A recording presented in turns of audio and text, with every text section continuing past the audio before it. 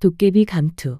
옛날 옛적 산이 깊고 달빛이 막던 고을에 가난하지만 마음이 고든 젊은이가 살았습니다. 집은 작고 밥상은 늘 소박했지만 젊은이는 남의 것을 탐내기보다 제 손으로 하루를 살아내는 사람이었어요. 사람들은 그를 착한 총각이라고 불렀습니다. 총각은 어느 날 산 너머 마을에 나무를 팔러 가려고 이른 새벽부터 길을 나섰습니다. 어깨에는 지게를 지고 허리에는 밧줄을 묶고 발에는 집신을 꼭 동여맸지요. 바람이 차가워 볼이 얼얼했지만 총각은 걸음을 재촉했습니다. 하루를 부지런히 움직여야 저녁에 따뜻한 한 끼를 지을 수 있었으니까요.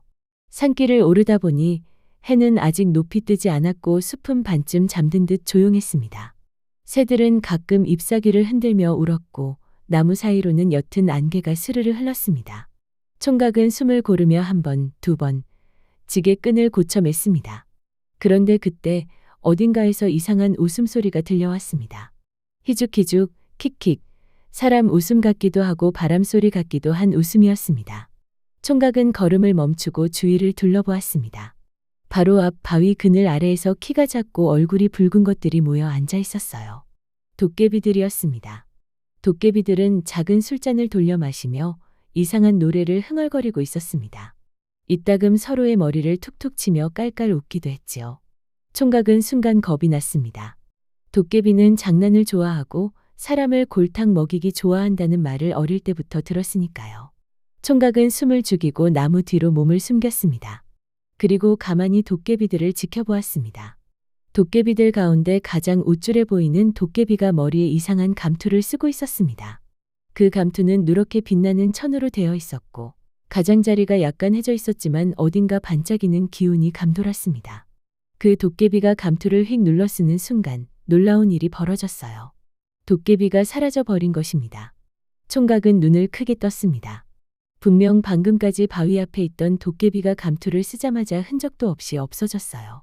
그런데 다른 도깨비들은 하나도 놀라지 않고 웃었습니다. 도깨비 하나가 말했습니다. 야, 또 숨어서 놀 거냐? 그러자 공중에서 목소리가 들렸습니다. 안 보이지? 안 보이지? 그리고는 바위 옆에 놓여있던 나뭇가지가 갑자기 툭 하고 움직이기도 했습니다.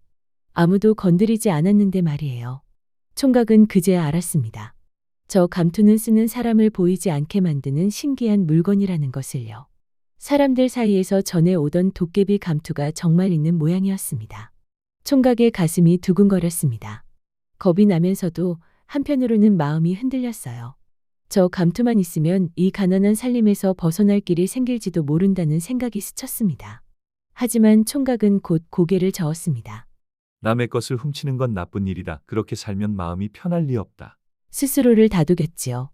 그런데 도깨비들은 술이 오르자 점점 더 떠들기 시작했습니다.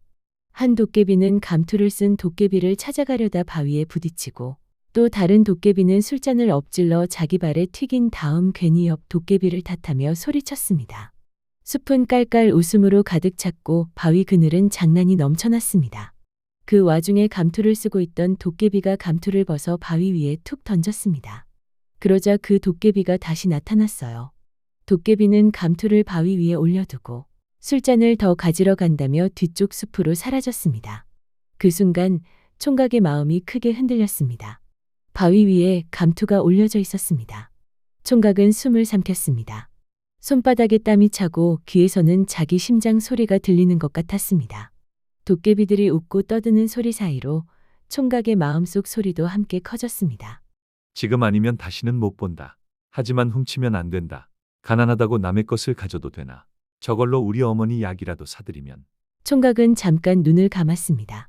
그리고는 스스로에게 약속하듯 속으로 말했습니다. 나쁜 짓을 하더라도 절대로 남을 해치지는 않겠다. 꼭 필요한 만큼만 쓰고 다시 바르게 살겠다.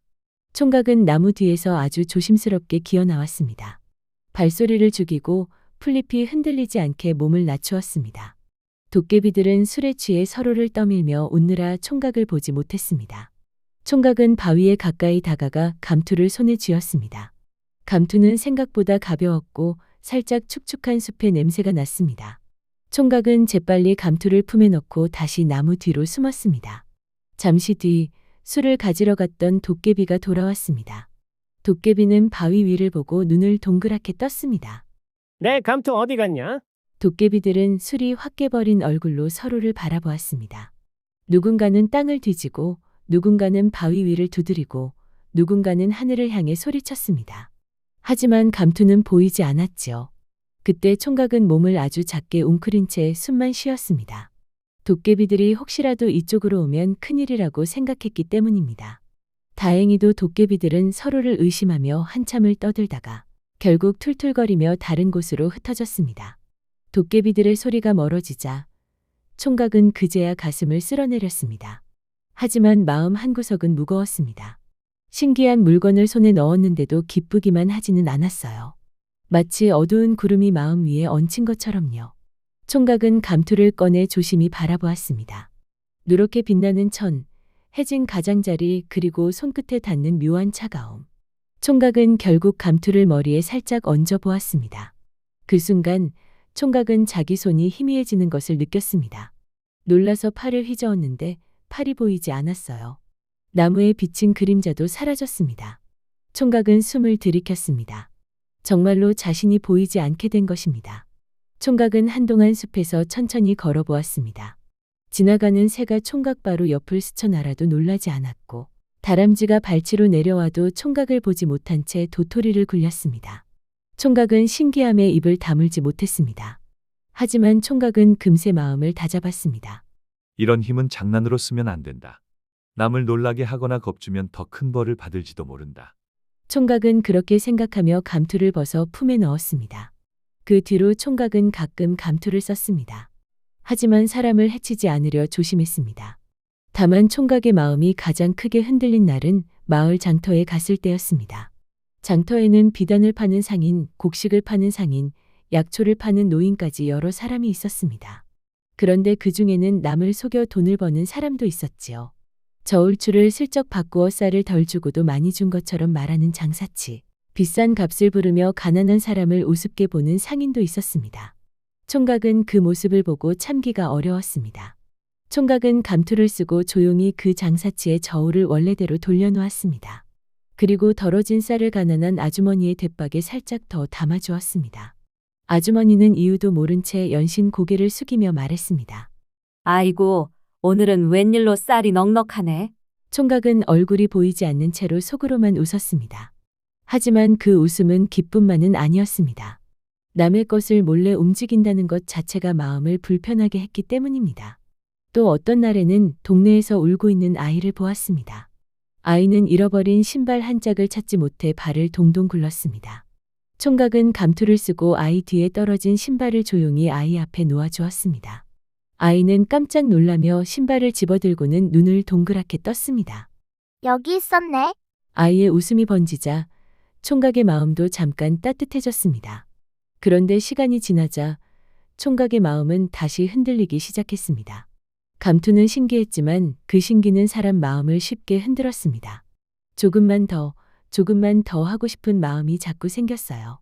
처음에는 선한 마음으로 시작했어도 그 힘이 익숙해지면 욕심이 살며시 고개를 들 수 있다는 것을 총각도 알았습니다. 총각은 어느 밤 감투를 꺼내놓고 한참을 바라보았습니다. 달빛이 감투 위에 얹히자 감투는 더 누렇게 빛났습니다. 총각은 스스로에게 물었습니다. 이 감투가 나를 살리는 걸까? 아니면 나를 흐리게 만드는 걸까? 총각은 다음 날 새벽 산길로 다시 올라갔습니다. 도깨비들을 처음 보았던 그 바위 근처였습니다.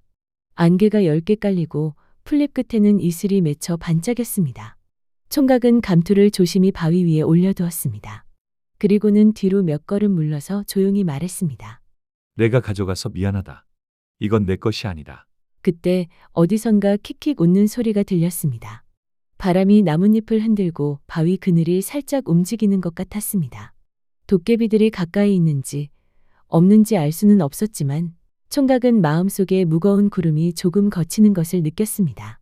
총각은 마을로 돌아왔습니다. 가난한 살림은 여전히 가난했지만 마음은 조금 더 바르게 서 있는 느낌이었습니다. 총각은 여전히 부지런히 일했고 남을 속이지 않았고 작게라도 나눌 일이 있으면 나누었습니다. 사람들은 시간이 흐른 뒤 이렇게 말하곤 했습니다. 도깨비 감투는 신기한 물건이지만 그보다 더 신기한 것은 그 힘을 내려놓을 줄 아는 사람의 마음이라고요. 눈에 보이지 않는 힘보다 스스로를 지키는 마음이 더 큰 힘이라는 것을요. 홍길동 이야기. 조선시대 한양의 어느 큰 집에는 겉으로는 질서가 단정해 보이지만 속으로는 말 못할 선이 굵게 그어진 곳이 있었습니다. 그 선은 사람을 가르는 선이었고 태어난 자리를 가르는 선이었습니다. 그 집의 주인은 벼슬길을 걷는 양반이었습니다. 집안에는 안주인도 있었고 또 다른 여인도 있었습니다. 그리고 그 여인에게서 한 아이가 태어났습니다. 아이의 이름은 길동이었어요. 길동은 아주 어릴 때부터 눈빛이 맑고 머리가 영특했습니다. 글을 읽는 속도도 빨랐고 한 번 본 것은 잊지 않았습니다. 누가 숨기는 말이 있으면 그 말의 끝이 어디로 가는지 금세 알아차리기도 했어요. 그런데 그런 길동에게는 늘 닫힌 문이 하나 있었습니다. 그 문은 따뜻한 밥상이나 좋은 옷의 문이 아니었습니다. 길동에게 닫힌 문은 마음의 문이었습니다. 길동은 아버지를 아버지라 부르지 못했습니다. 형을 형이라 부르지 못했습니다. 집안에서 길동은 늘 조용히 비켜서야 하는 자리였고 누군가 지나갈 때마다 한 발 물러서는 사람이었습니다.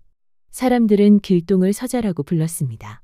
서자라는 말은 조선시대의 법과 관습 속에서 정해진 혼인 관계가 아닌 첩에게서 태어난 자녀를 가리키는 말이었고 그 시대에는 이런 태어남만으로도 집안에서 부르는 이름과 자리를 온전히 얻기 어려웠습니다. 그래서 길동은 아무리 똑똑하고 바르게 자라도 태어날 때부터 선이 그어진 자리에서 살아야 했던 아이였어요. 그 말은 칼처럼 얇고 차가웠습니다. 길동은 그 말이 스치는 날마다 마음이 조금씩 베인다는 것을 알았습니다. 어느 날 길동은 마당에서 아버지를 멀리 보았습니다. 바람이 불어 나뭇잎이 흔들렸고 아버지의 옷자락도 살짝 흔들렸습니다. 길동은 가슴 깊은 곳에서 오래 묵은 말을 꺼내고 싶었습니다. 길동은 조심스레 다가가 말했습니다. 아버지, 저는 왜 아버지를 아버지라 부를 수 없나요? 길동의 목소리는 떨렸지만 눈은 피하지 않았습니다. 아버지는 길동을 바라보았습니다. 아버지의 눈에는 미안함이 있었고 동시에 꾹 눌러 담은 두려움도 있었습니다. 집안의 규칙, 세상의 시선, 오래된 관습이 아버지의 어깨를 무겁게 누르고 있었기 때문입니다. 아버지는 한숨처럼 말했습니다. 길동아, 세상에는 사람 마음대로 바꾸기 어려운 일이 있다. 그 말은 길동에게 위로가 되지 못했습니다. 길동이 듣고 싶었던 것은 어려움이 아니라 손을 내미는 마음이었으니까요. 길동은 그날 밤 자기 방에서 한참을 앉아 있었습니다. 초가 타들어가는 냄새가 희미하게 돌았고 창밖에서는 개 짖는 소리가 멀어졌다 가까워졌습니다. 길동은 생각했습니다. 내가 이 집에서 아무리 바르게 살아도 내 이름 앞에는 늘 선이 그어질 것이다. 그 선은 내가 노력해서 지울 수 있는 선이 아니다. 길동이 영특하다는 소문을 들은 사람들 중에는 길동을 두려워하는 이들도 있었습니다. 어떤 이들은 길동이 자라면 집안의 자리를 흔들 거라고 수군거렸고 어떤 이들은 길동을 미리 없애야 한다는 말까지 내뱉었습니다. 길동의 어머니는 그 말을 듣고 밤마다 잠을 이루지 못했습니다. 길동이 잠든 얼굴을 바라보며 조용히 손등을 잡았습니다. 아이의 손이 따뜻하면 마음이 조금 놓이지만 세상의 칼바람은 손의 온기만으로 막을 수 없다는 것도 알고 있었습니다. 어느 깊은 밤 길동은 마루 밑에서 수상한 발자국 소리를 들었습니다. 누군가 속삭이며 움직이는 소리, 칼집이 스치는 소리 같은 것이 섞여 있었습니다. 길동은 숨을 죽이고 귀를 기울였습니다. 그 순간 길동은 깨달았습니다. 이 집은 내 집이지만 나를 지켜주는 집이 아니다. 길동은 조용히 짐을 꾸렸습니다. 큰 짐이 아니었습니다. 얇은 옷 한 벌, 글을 적던 작은 책 한 권, 그리고 어머니가 몰래 쥐어준 말은 떡 몇 조각이 전부였습니다. 어머니는 울음을 삼키며 말했습니다. 길동아, 어디를 가든 사람을 해치지 말고 내 마음을 해치지 말아라. 길동은 고개를 깊이 숙였습니다. 어머니의 손이 떨리는 것을 보았지만 길동은 더 오래 머물면 오히려 어머니의 마음이 더 찢어진다는 것을 알고 있었습니다. 길동은 집을 떠나 산길로 들어갔습니다.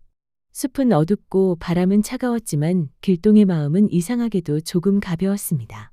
처음으로 누구의 시선도 없는 길을 걷는 느낌이었기 때문입니다. 산과 들을 떠돌며 길동은 여러 사람을 만났습니다. 굶주린 아이를 업고 울던 어머니, 빚에 쫓겨 얼굴이 누렇게 뜬 농부, 억울한 매질을 당하고도 말 한마디 못하던 장정. 길동은 그들의 눈에서 자기 눈과 닮은 빛을 보았습니다. 세상이 정해놓은 선 밖에서 버티는 빛이었습니다. 길동은 결심했습니다. 나는 힘을 나만을 위해 쓰지 않겠다. 나처럼 선 밖에 서 있는 사람들의 손을 잡는 사람이 되겠다. 그러던 어느 날 길동은 길을 잃고 헤매는 이들을 모아 작은 무리를 만들었습니다. 처음에는 몇 명뿐이었지만 시간이 지나자 억울함을 안고 떠도는 사람들이 하나둘 모였습니다. 길동은 그들 사이에서 자연스럽게 앞에 섰습니다. 길동은 말보다 행동이 빠르고 싸움보다 마음을 먼저 다스릴 줄 알았기 때문입니다. 사람들은 길동을 우두머리로 삼았습니다. 그리고 길동은 마음속으로 다짐했습니다. 나는 도둑이 아니라 억울한 사람들의 길을 여는 사람이 되겠다. 길동은 무턱대고 빼앗지 않았습니다. 길동이 노린 것은 가난한 사람의 쌀독이 아니라 탐욕으로 가득 찬 창고였습니다. 백성의 피땀이 쌓인 곳을 찾아 그곳의 문을 열어 굶주린 이들에게 나누어 주었습니다. 길동이 한 고을의 탐관오리 집을 찾았던 날 밤은 유난히 조용했습니다. 달빛이 담장 위에 흐르고 마당에 우물물은 검은 거울처럼 고요했습니다. 길동은 몰래 들어가 문서를 살폈습니다. 백성에게 억지로 거둔 곡식, 뇌물로 받은 비단, 억울하게 빼앗은 땅의 기록이 줄줄이 적혀 있었습니다. 길동은 그 기록을 챙기고 창고를 열었습니다.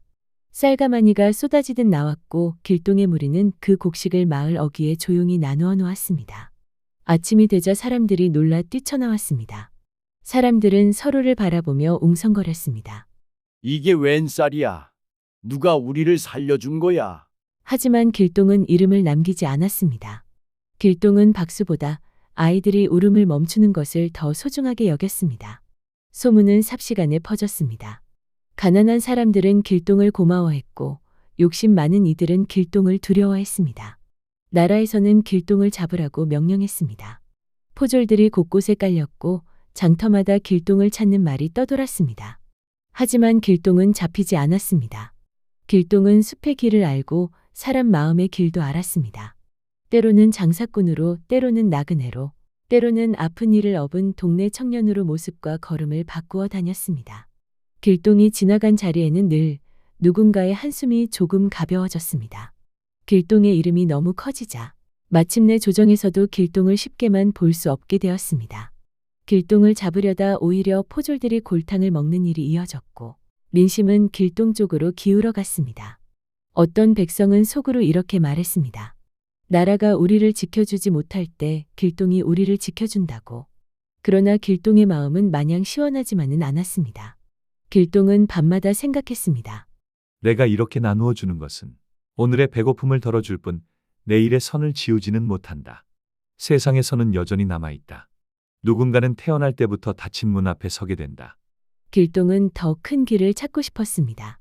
누구도 태어난 자리로 눌리지 않는 곳, 이름 앞에 선이 그어지지 않는 곳, 힘이 약한 사람이 먼저 고개를 숙이지 않아도 되는 곳.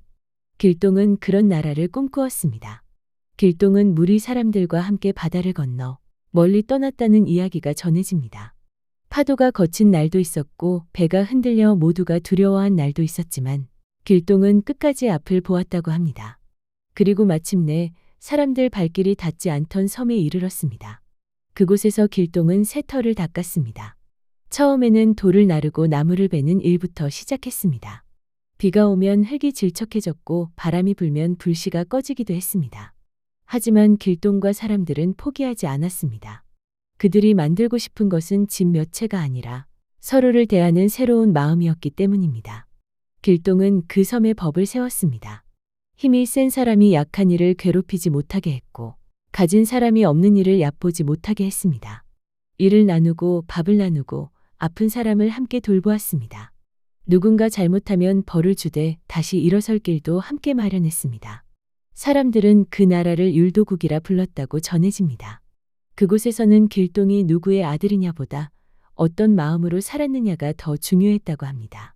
시간이 흐른 뒤 길동은 높은 자리에 앉아도 스스로를 높이지 않았습니다.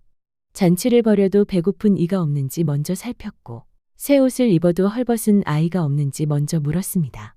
길동은 알고 있었습니다. 세상을 바꾸는 힘은 칼끝보다 마음에서 오래 나온다는 것을요. 그리고 아주 오래 뒤 길동에 대한 이야기는 사람들의 입에서 입으로 전해졌습니다. 어떤 이는 길동을 도적이라고 했고 어떤 이는 영웅이라고 했습니다. 하지만 길동의 진짜 모습은 한 가지였습니다.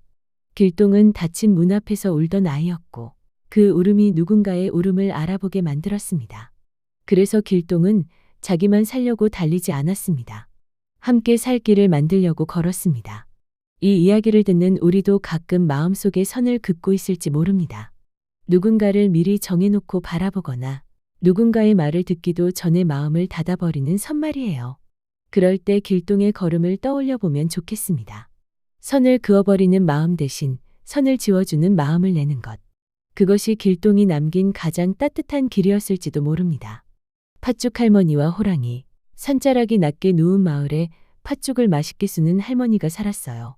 할머니는 아침마다 마당을 쓸고 장독대 뚜껑을 닫고 그날 쓸 물을 항아리에 받아 두었지요. 그런데 어느 해 겨울 유난히 바람이 세고 눈이 잦았어요. 할머니는 속으로 생각했어요. 이런 날엔 따끈한 팥죽 한 그릇이면 몸도 마음도 풀리지. 할머니는 새벽부터 부엌에 불을 지폈어요. 가마솥이 달궈지고 물이 보글보글 끓기 시작했지요. 할머니는 팥을 씻으며 중얼중얼 말했어요. 팥은 정직해. 씻기면 씻긴 만큼 빛이 나지. 오늘도 맛있고 좋은 죽이 되자꾸나. 팥을 푹 삶아 체에 으깨고 쌀가루를 풀어 넣자 붉은 빛이 쏟아내서 둥글게 돌아갔어요. 부엌엔 달큰하고 구수한 냄새가 퍼졌지요. 할머니는 새알심도 동글동글 빚었어요. 손끝이 차가워지면 불 가까이 손을 쬐고 다시 동글동글 또 동글동글 빚었어요. 그때였어요. 문 밖에서 쿵쿵 느린 발자국 소리가 났어요. 바람이 문틈을 긁어대는 줄 알았는데 이번엔 누가 문을 두드리는 소리였지요. 쿵쿵. 할머니는 숟가락을 내려놓고 문 쪽으로 귀를 기울였어요. 목소리가 낮고 굵었어요. 할머니, 문 열어라. 냄새가 좋구나. 나도 팥죽 한 그릇 먹자. 할머니의 등이 서늘해졌어요. 이 산엔 호랑이가 산다는 말을 들었지만 이렇게 집 앞까지 올 줄은 몰랐지요. 할머니는 재빨리 문빗장을 더 걸고 떨리는 목소리를 가다듬었어요. 아이고, 이 밤중에 누가 왔니? 나는 문을 열 수가 없구나. 내가 누군지 알면서 그러느냐? 문 열어라. 안 열면 문을 부숴버리겠다. 할머니의 손이 덜덜 떨렸어요. 하지만 할머니는 그냥 겁만 먹는 사람이 아니었어요. 팥죽을 끓일 때처럼 마음을 천천히 저어보았지요. 두려움을 한번 저어내고 생각을 한 번 더 저어냈어요. 그래, 먹고 싶으면 먹게 해줄게. 그런데 이 팥죽은 그냥 먹으면 탈이 난단다. 먼저 이웃들에게 조금 나눠주고 와야 해. 그러면 너도 내 몫을 더 크게 줄게. 호랑이는 잠시 코를 벌름거렸어요. 팥죽 냄새가 너무 달고 따뜻해서 머리가 느슨해졌지요. 빨리 다녀와라. 나는 여기서 기다린다. 할머니는 문을 살짝 열어 눈치를 보았어요. 호랑이가 문 앞 그림자처럼 서 있었지만 한 발짝 뒤로 물러나 있었습니다. 할머니는 얼른 부엌으로 돌아가 큰 바가지에 팥죽을 퍼 담았어요. 그런데 할머니는 이웃에게만 나눠주려던 게 아니었어요. 할머니는 팥죽을 한 바가지 떠서 마당으로 나가 작은 목소리로 불렀어요. 이 집을 지켜줄 친구들아, 내 말 좀 들어보렴. 오늘 밤 큰일이 났다. 그러자 신기하게도 마당 구석구석에서 작은 기척이 일어났어요. 낡은 맷돌이 살짝 굴러나왔고 절구도 몸을 바로 세웠어요.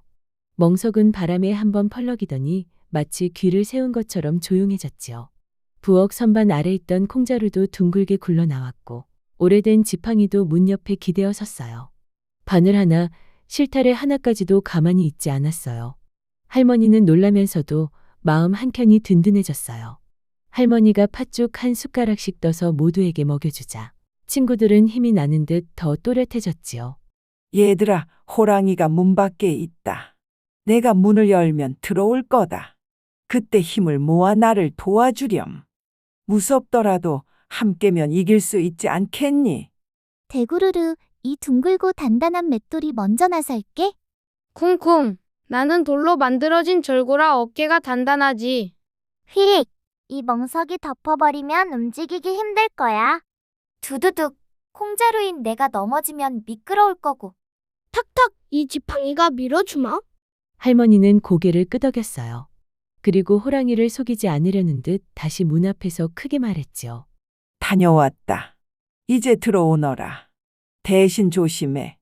뜨거운 팥죽이니 천천히 먹어야 한다. 문이 열리자 호랑이의 눈이 번쩍 빛났어요. 뜨끈한 냄새가 얼굴을 감싸자 호랑이는 입가에 침을 삼켰지요. 어디 있느냐? 내 팥죽 그릇부터 내놓아라.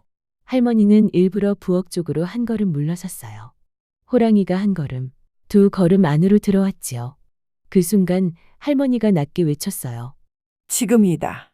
맷돌이 대구르르 굴러가 호랑이 발 앞을 막았어요. 호랑이는 휘청하며 소리쳤지요. 으악, 이게 뭐냐? 절구가 쿵 하고 굴러와 호랑이 옆구리를 밀었어요.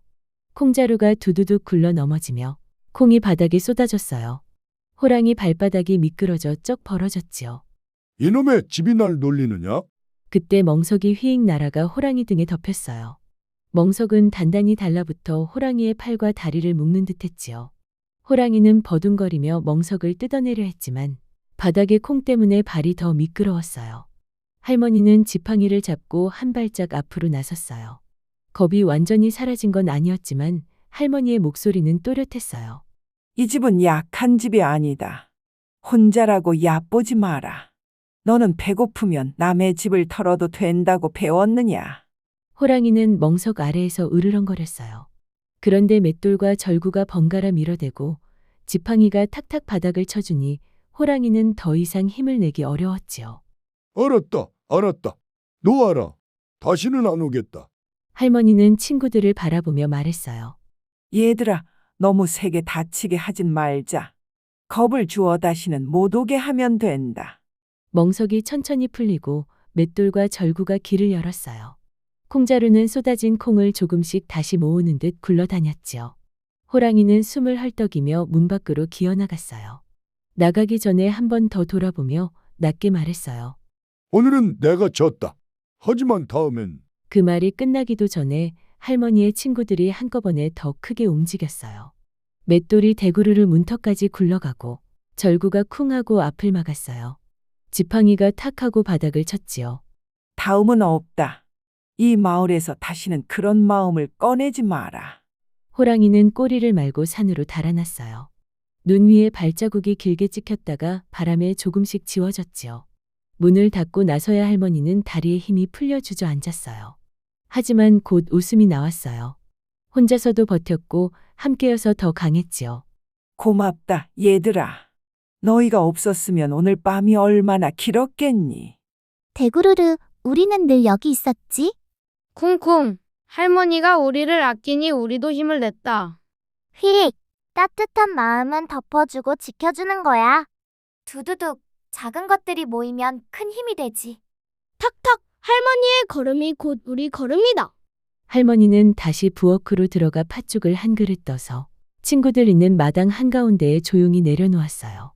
그리고 남은 팥죽은 이웃들과 나누었지요. 사람들은 할머니가 무사하다는 소식에 안도의 숨을 쉬었어요. 그날 밤 마을엔 이런 말이 돌았어요. 힘은 크기만으로 생기지 않는다고요. 마음을 차분히 세우고 서로 돕겠다는 약속이 있을 때 약해 보이는 집도 든든한 성이 된다고요. 할머니는 그 후로도 매년 겨울이 오면 팥죽을 끓였어요. 팥죽이 보글보글 끓을 때마다 할머니는 한 번 더 마당을 둘러보며 말했어요. 오늘도 우리 집, 우리 마음을 따뜻하게 지키자꾸나. 그리고 팥죽 할머니 집 부엌의 따뜻한 빛은 눈 내리는 밤에도 오래오래 꺼지지 않았어요. 자린고비 이야기. 아주 오래전 해가 뜨고 지는 일만으로도 하루가 가득 차던 시절이 있었어요. 그 시절 한 마을의 사람들이 자린고비라고 부르는 노인이 살고 있었습니다. 자린고비는 가진 것이 없어서 아낀 것이 아니었어요. 오히려 남들보다 곡식도 있었고 집도 작지만 단단했지요. 그런데도 그는 늘 아끼고 또 아꼈습니다. 밥 한 숟갈도 남기지 않았고 기름 한 방울도 함부로 쓰지 않았어요. 밤이 되면 등잔불을 가장 낮게 낮추고 달빛이 밝은 날에는 불을 아예 켜지 않기도 했습니다. 사람들은 수군거렸어요. 왜 그렇게까지 아끼며 사느냐고요. 하지만 자린고비는 대답하지 않았습니다. 그저 조용히 고개를 숙인 채 자신의 하루를 이어갔어요. 자린고비의 집은 늘 고요했습니다. 식구도 없었고 찾아오는 사람도 많지 않았지요.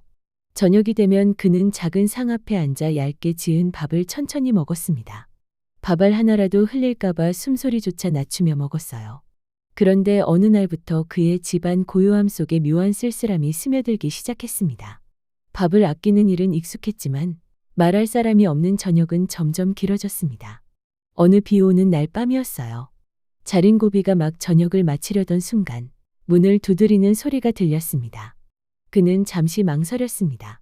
이 밤중에 누가 올까 싶었지요. 하지만 문을 열자 비에 흠뻑 젖은 나그네 하나가 서 있었습니다. 나그네는 길을 잃었다며 하룻밤만 쉬어갈 수 있겠느냐고 조심스레 말했습니다. 자린고비의 마음은 잠시 흔들렸습니다. 하룻밤은 기름도 더 들고 밥도 나누어야 했기 때문입니다. 하지만 그는 문을 닫지 않았어요. 아주 잠깐 고개를 끄덕였을 뿐이었습니다. 자린고비는 자신의 밥그릇에서 밥을 조금 덜어 나그네 앞에 놓았습니다. 아주 조금이었지만 그는 그날 처음으로 밥의 양보다 마음을 더 살폈어요. 두 사람은 말없이 밥을 먹었습니다. 비소리만 조용히 들려왔지요. 나그네는 식사를 마치고 이렇게 말했습니다. 이렇게 따뜻한 밥을 오랜만에 먹는다고요. 그 말에 자린고비는 아무 대답도 하지 않았지만 가슴 어딘가가 조금 풀리는 것을 느꼈습니다. 그날 밤 자린고비는 등잔불을 평소보다 조금 더 밝혔어요. 기름은 분명 더 들었지만 방 안은 이상하게도 전보다 더 따뜻해 보였습니다. 나그네는 잠자리에 들며 고맙다는 말을 남겼고 자린고비는 고개만 끄덕였어요. 밤이 깊어지자 자린고비는 쉽게 잠들지 못했습니다. 아끼지 않은 것이 이상하게 마음에 남았기 때문입니다. 이튿날 아침 나그네는 조용히 떠났습니다. 자린고비는 그를 배웅하며 말 한마디 더 하지 못했어요. 하지만 그날 이후 자린고비의 하루는 조금씩 달라지기 시작했습니다. 그는 여전히 아꼈지만 전부를 움켜쥐지는 않았습니다. 때로는 이웃에게 밥 한 숟갈을 내주었고 등잔불도 예전만큼 숨기지 않았어요. 사람들은 어느새 자린고비를 그렇게 부르지 않게 되었습니다. 대신 조용히 말했습니다. 그 노인은 아끼는 법을 알았고 나누는 법도 배운 사람이라고요. 아껴온 것은 그를 살게 했고 나눈 것은 그를 외롭지 않게 했습니다. 그래서 이 이야기는 욕심을 꾸짖는 이야기가 아니라 마음이 열리는 이야기로 오래 남게 되었습니다. 오늘 밤 불을 조금 밝히고 누군가와 따뜻한 말을 나눈다면 그 또한 아주 작은 나눔이 될지도 모릅니다. 별이 조용히 내려오는 다락방에서 이 이야기를 들으며 마음도 함께 따뜻해지기를 바랍니다. 연호랑과 새우녀. 아주 먼 옛날 하늘의 별이 지금보다 더 낮게 떠있던 시절이 있었어요. 그때는 바다도 사람의 말을 귀 기울여 들었고 달빛은 밤마다 길을 비춰주곤 했습니다. 동해가 내려다 보이는 작은 마을에 연호랑과 새우녀라는 부부가 살고 있었어요. 연호랑은 성실한 사람이었고 새우녀는 조용하지만 마음이 깊은 사람이었습니다. 두 사람은 화려하지는 않았지만 매일 같은 자리에 해가 뜨고 지는 것을 감사히 바라보며 서로의 하루를 나누며 살고 있었어요. 어느 날 아침 연호랑은 늘 하던 대로 바닷가로 나갔어요. 파도는 잔잔했고 바다는 평소보다 유난히 푸르게 빛나고 있었습니다. 그때 바닷가에 지금껏 보지 못한 큰 바위 하나가 떠 있었어요. 마치 누군가를 기다리는 것처럼 파도 위에서 조용히 흔들리고 있었지요. 연호랑은 이상하다고 생각했지만 그 바위가 왠지 자신을 부르는 것처럼 느껴졌어요.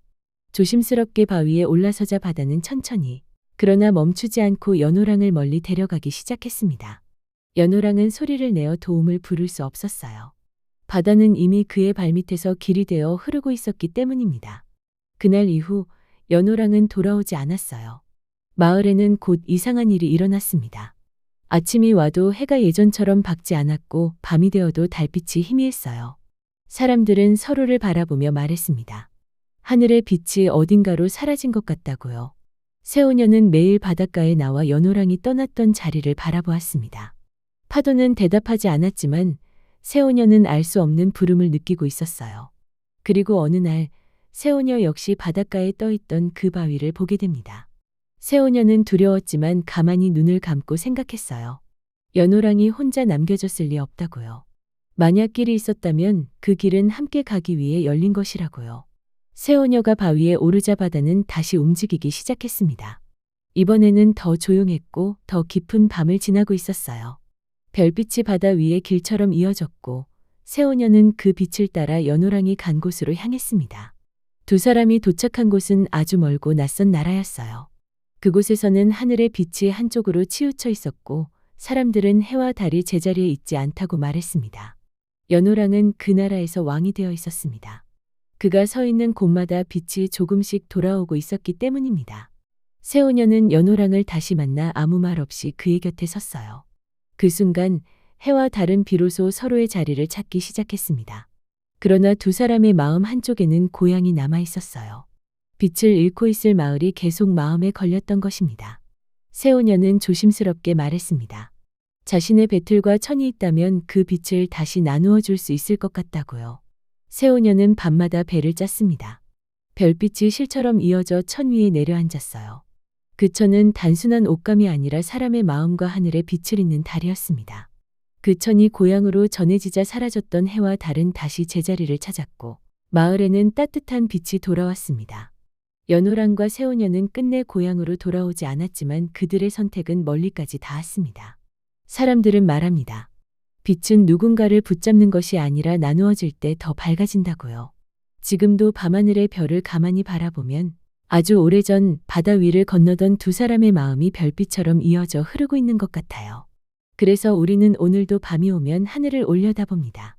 어둠 속에서도 길을 잃지 않도록 별이 조용히 내려와 우리 마음의 다락방을 밝혀주고 있으니까요.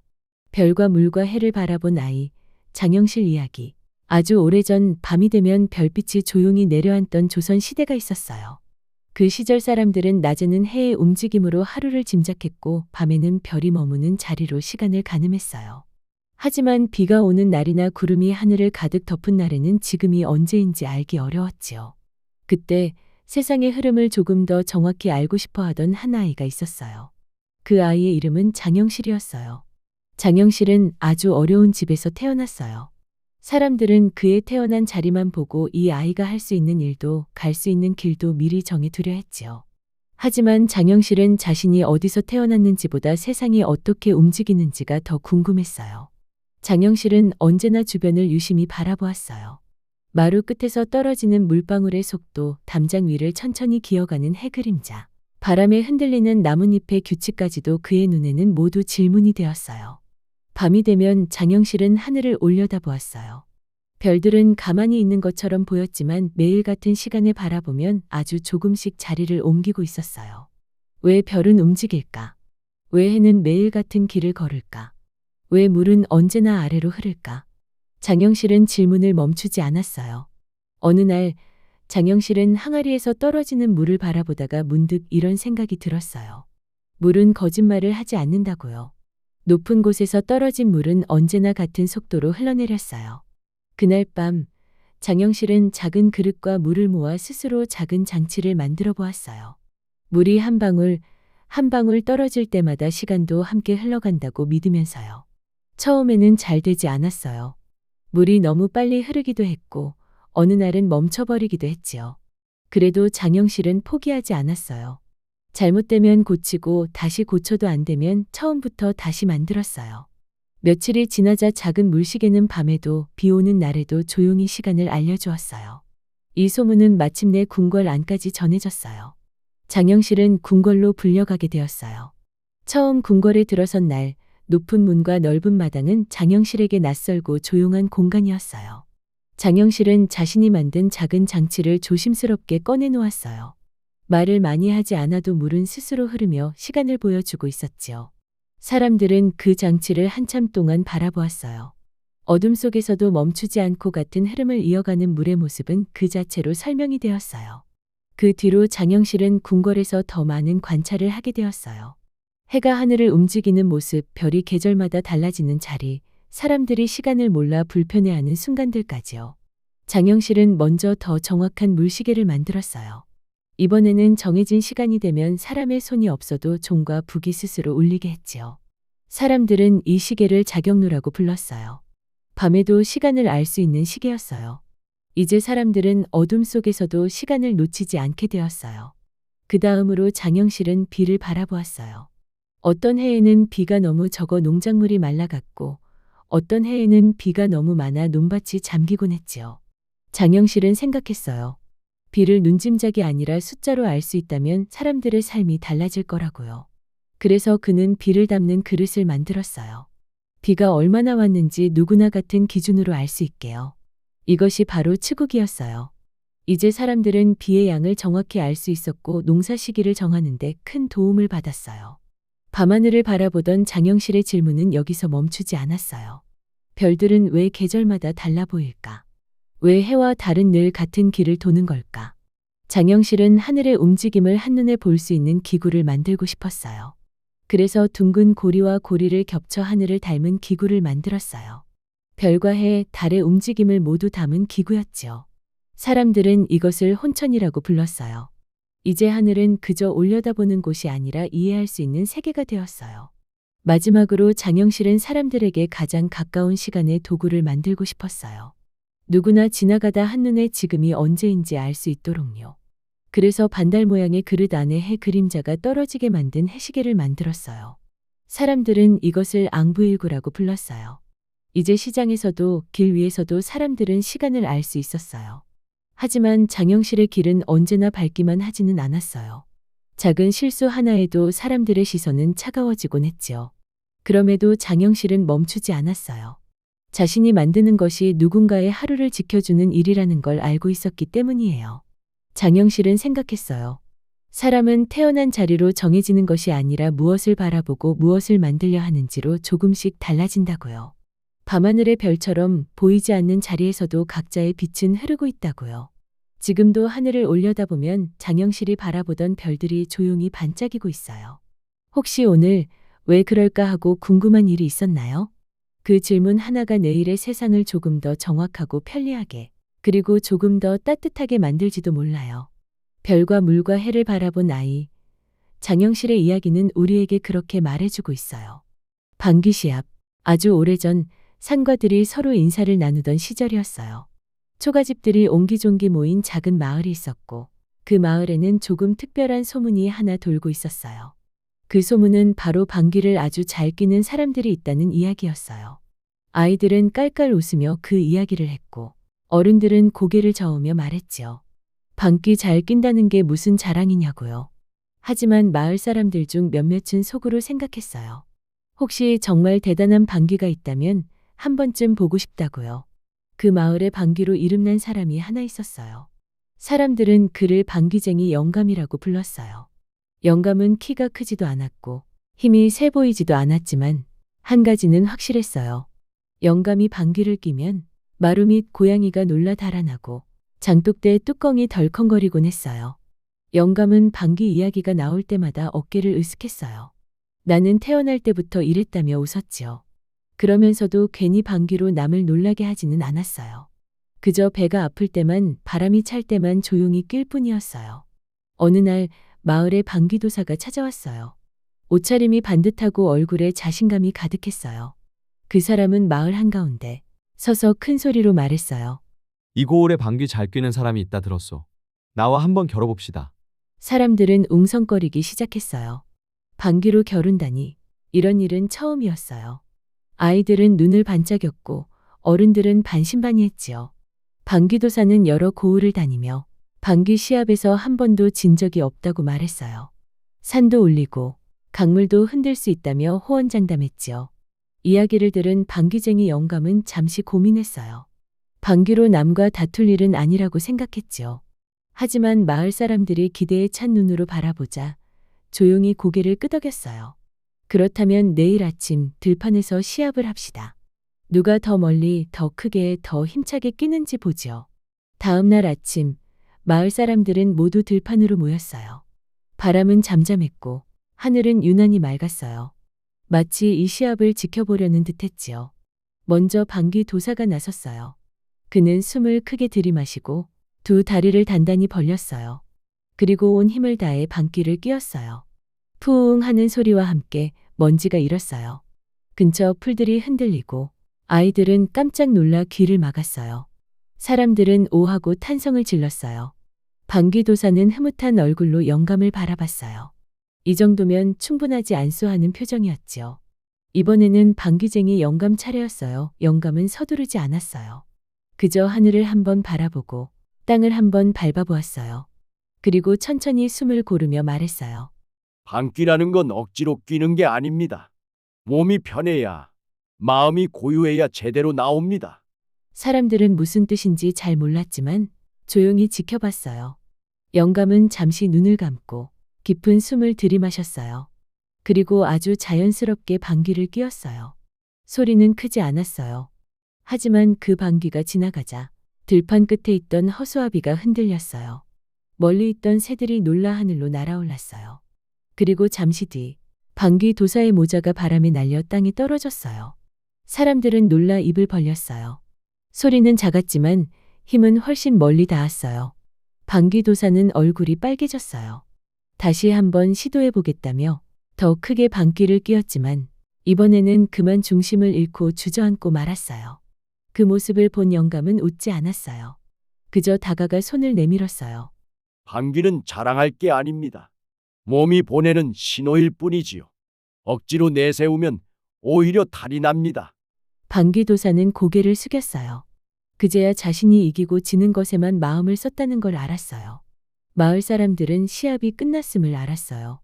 누가 더 잘났는지가 아니라 무엇이 중요한지를 알게 된 날이었지요. 그날 이후 방귀쟁이 영감은 예전처럼 조용히 살았어요. 방귀 도사는 다른 고을로 떠나며 말했어요.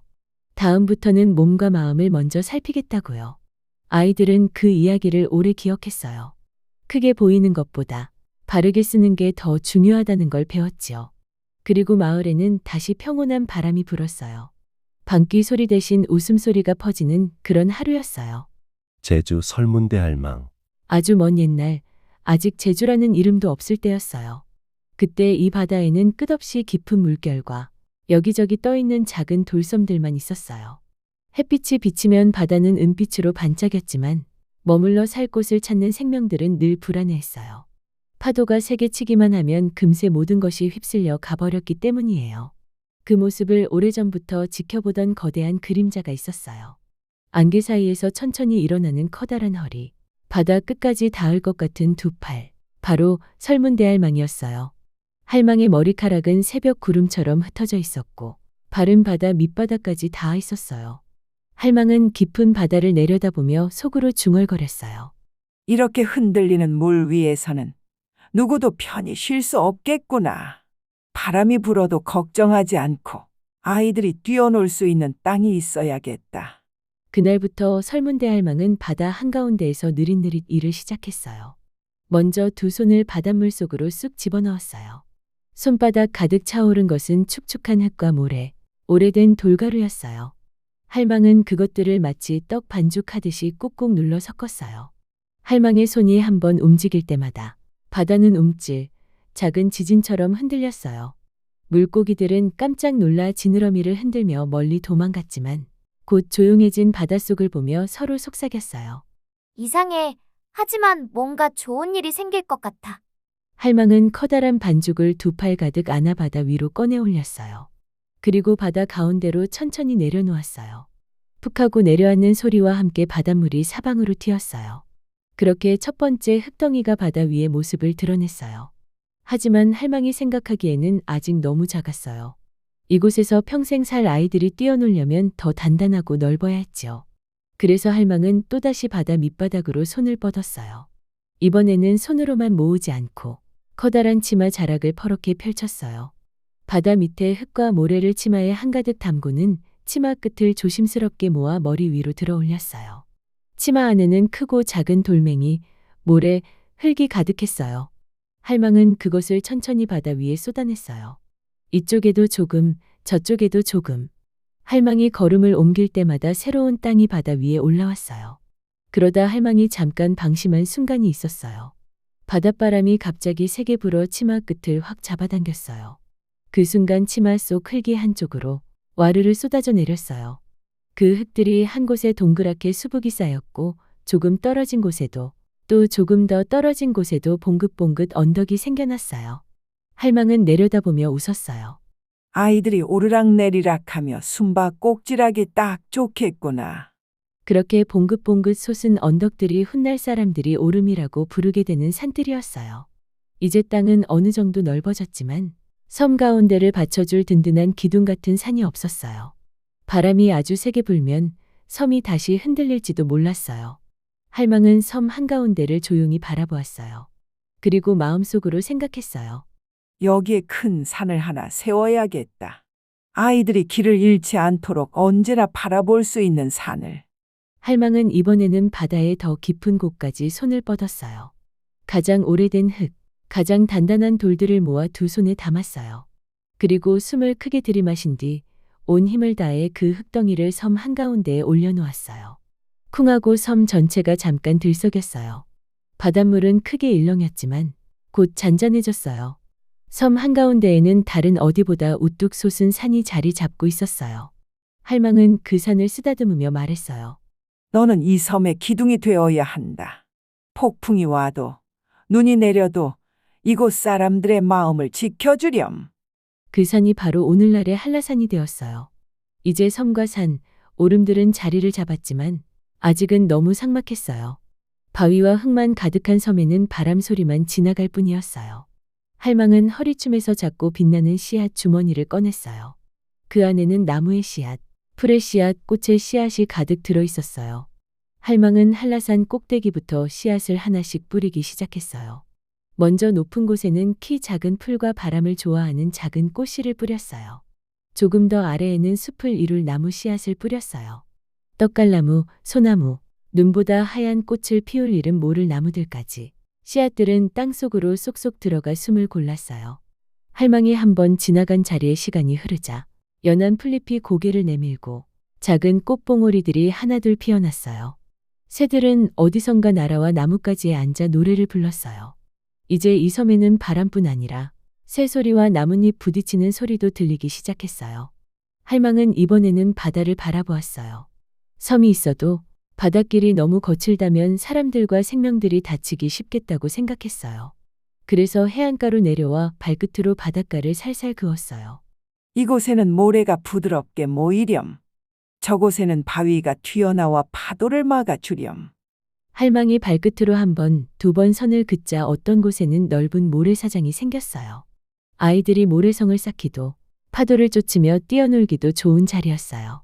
다른 곳에는 단단한 검은 돌들이 차곡차곡 쌓여 거친 파도가 와도 섬을 지켜주는 방패처럼 서 있었어요. 할망은 마지막으로 하늘을 올려다보았어요. 푸른 하늘, 바다, 초록빛 숲이 모두 제자리를 찾았지만 아직 이 섬을 걸어 다니며 웃고 떠들어줄 존재들이 없었어요.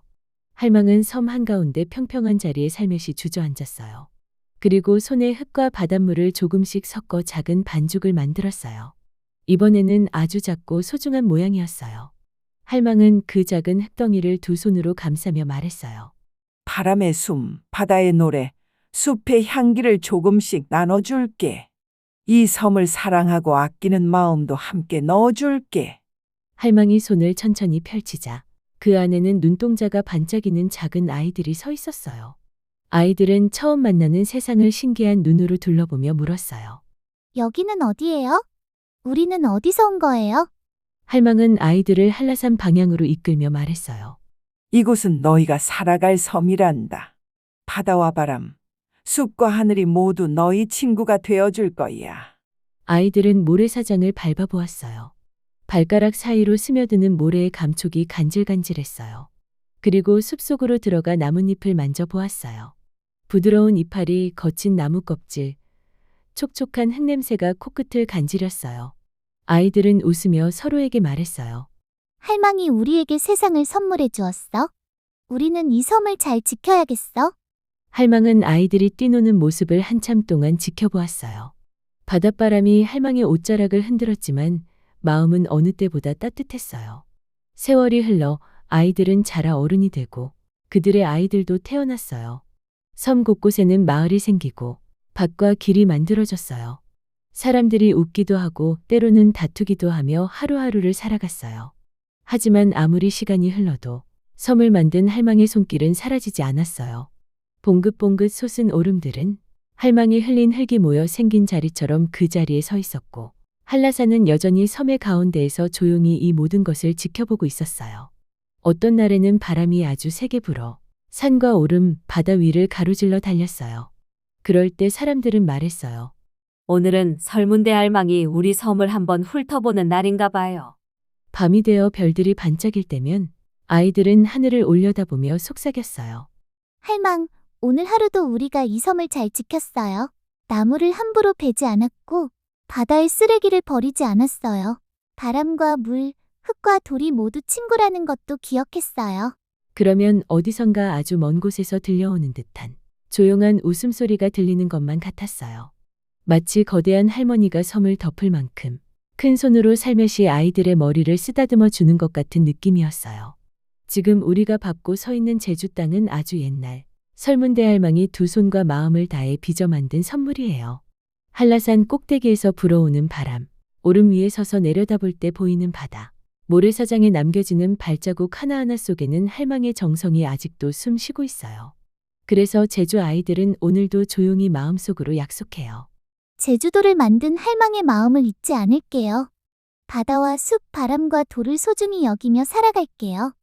아주 먼 옛날 거대한 할망의 손에서 시작된 제주 이야기는 지금 이 순간에도 이어지고 있어요. 섬 위를 걷는 한 사람 한 사람의 발걸음 속에서, 작은 아이들의 웃음 속에서 설문대할망의 오래된 숨결은 여전히 조용히 흐르고 있답니다. 금도끼, 은도끼. 옛날 아주 깊은 산속 마을에 마음씨 곱고 부지런한 나무꾼이 살았어요. 그는 매일 이른 새벽, 새들이 노래하는 소리를 들으며 산으로 올라갔어요. 땀을 뻘뻘 흘리며 나무를 베고 그 나무를 팔아 아픈 어머니를 모시며 살았지요. 나무꾼의 손에는 언제나 오래된 쇠도끼가 들려 있었어요. 손잡이는 닳고 나름 무뎌졌지만 나무꾼에게는 세상 그 무엇보다 소중했어요. 그는 매일 그 도끼를 닦으며 다짐했지요. 오늘도 정직하게 일해야지. 어머니께 따뜻한 밥을 지어드려야 해. 어느 날 나무꾼은 평소보다 깊은 산속으로 들어갔어요. 맑은 바람이 솔솔 불고 나무 사이로 햇살이 반짝였어요. 그는 힘껏 도끼를 휘둘러 나무를 베기 시작했어요. 짤깍, 짤깍 나무와 도끼가 맞부딪히는 소리가 산속에 울려 퍼졌지요. 그런데 갑자기 손에서 도끼가 미끄러졌어요. 도끼는 번쩍이며 바로 앞에 깊은 연못 속으로 빠져버렸어요. 아이고, 내 도끼가. 나무꾼은 깜짝 놀라 물가로 달려갔어요.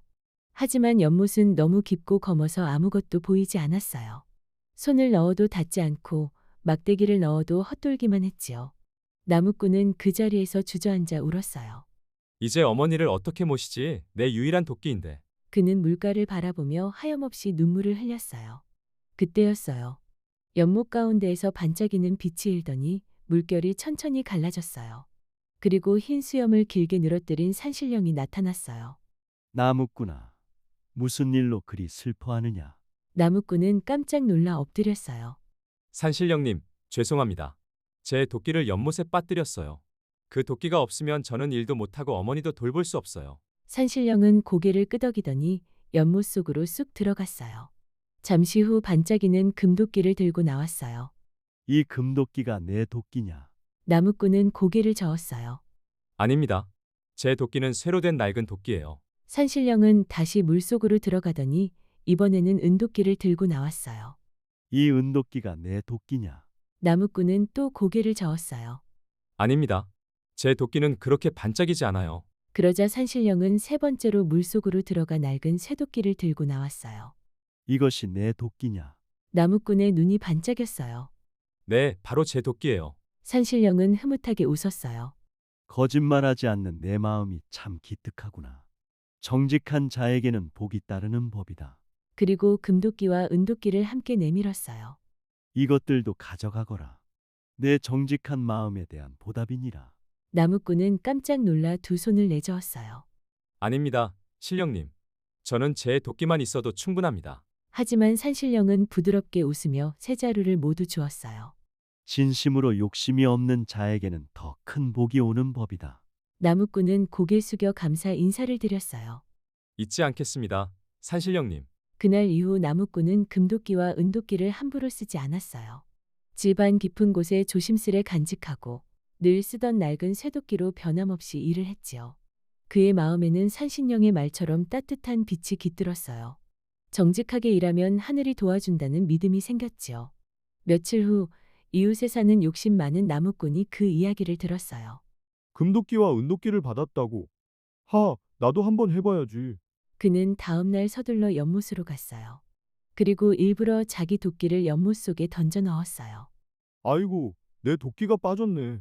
그는 크게 소리치며 울기 시작했지요. 잠시 후 산신령이 또 나타났어요. 나무꾼아, 왜 우느냐?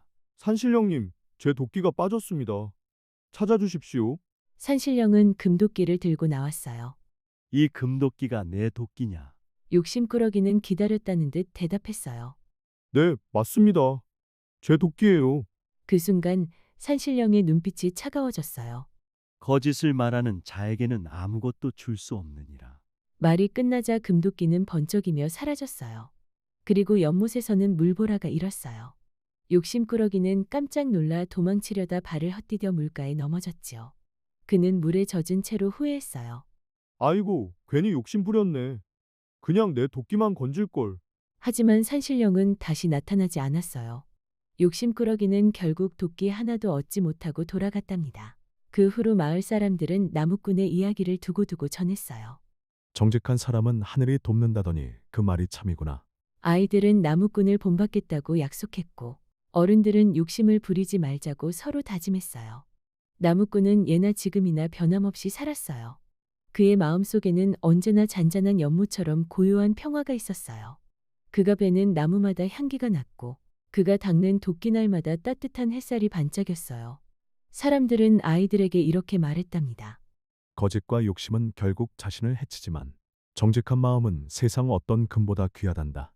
너희도 나무꾼처럼 솔직하고 착한 마음으로 살아가렴. 이 이야기는 정직의 소중함을 알려줍니다. 남을 속여 얻는 것은 결국 사라지지만 진실한 마음은 언제나 복을 불러온답니다. 작은 일에도 바른 마음을 잃지 않는 것. 그것이 진짜 금보다 빛나는 보물이랍니다. 세종대왕과 한글 이야기. 옛날 조선이라는 나라에는 백성을 누구보다 사랑한 임금님이 살고 있었어요. 그의 이름은 세종대왕이었지요. 사계절이 고운 궁궐에는 늘 바람이 잔잔히 흐르고 새들은 나뭇가지 위에서 고운 소리를 들려주었어요. 하지만 세종대왕은 마음속에 언제나 조용히 고민을 안고 있었어요. 세종대왕은 아침마다 궁궐 문을 열고 백성들이 올려보내는 사연을 살펴보았어요. 그 속에는 억울한 일도 있었고 말하고 싶지만 글을 몰라 전하지 못한 이야기도 많았어요. 어떤 이는 시장에서 물건값을 쏘가 손해를 봤다고 호소했지만 글을 읽을 수 없어 자신의 억울함을 제대로 알리지 못했지요. 또 어떤 이는 세금을 잘못 냈다가 도장을 잘못 찍는 바람에 몇 달을 고생하기도 했어요. 세종대왕은 글을 몰라 고생하는 백성들의 이야기를 들을 때마다 마음이 아렸어요. 백성들은 마음이 착하고 부지런했지만 어려운 한문은 배우기도 쓰기도 너무 힘들었어요. 길에서 만난 노인도 시장에서 물건을 파는 안악도 빨간 볼을 가진 어린아이도 모두 같은 마음이었어요. 글을 몰라 답답한 일이 너무 많았던 거예요. 어느 겨울밤이었어요. 세종대왕은 잠이 쉽게 오지 않았어요. 창밖에서는 하얀 눈이 소리 없이 쌓이고 있었지요. 불빛이 흔들리는 서재에서 세종대왕은 천천히 붓을 내려놓고 생각했어요. 백성 모두가 쉽게 쓰고 읽을 수 있는 글자가 있다면 얼마나 좋을까.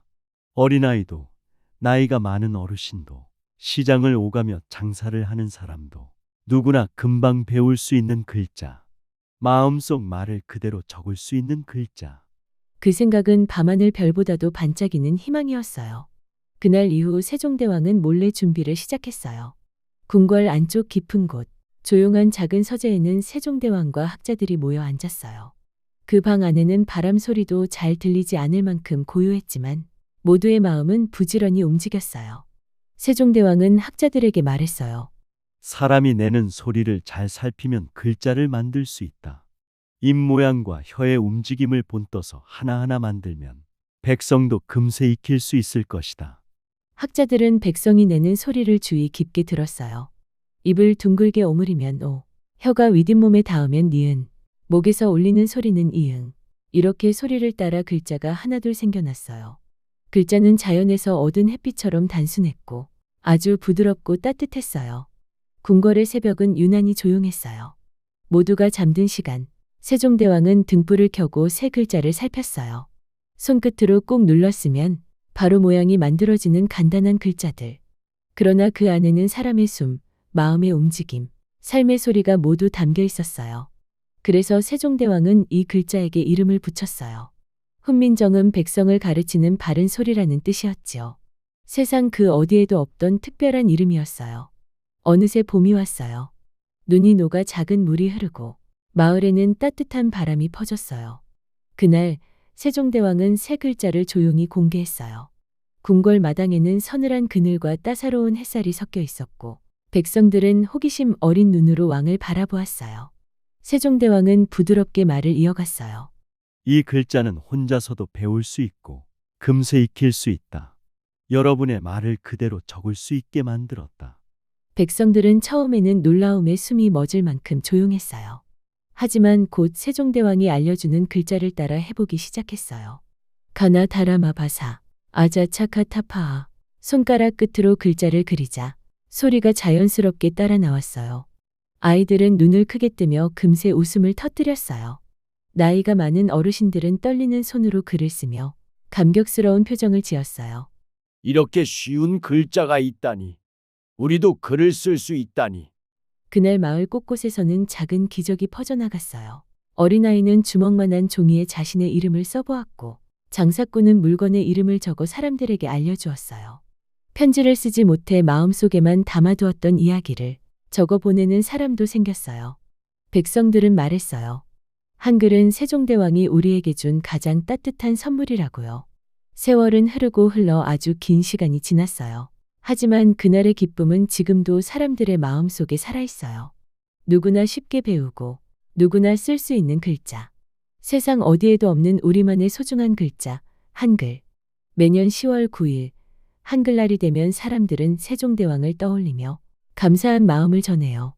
글을 모르던 아이들이 글을 읽고 쓰게 된 순간, 스스로 말하고 스스로 세상을 이해할 수 있게 된 순간, 그 모든 시작이 바로 세종대왕의 마음에서 비롯되었기 때문이에요. 한글은 단지 글자가 아니에요. 백성을 사랑했던 한 임금님의 따뜻한 마음이 모여 만들어진 빛 같은 선물이에요. 그래서 지금도 누군가 글자를 배우는 순간 그 마음은 다시 한번 반짝이며 되살아나요. 우리가 글을 읽고 쓰고 말하며 서로를 이해할 때마다 세종대왕의 따뜻한 마음이 영원히 전해진답니다.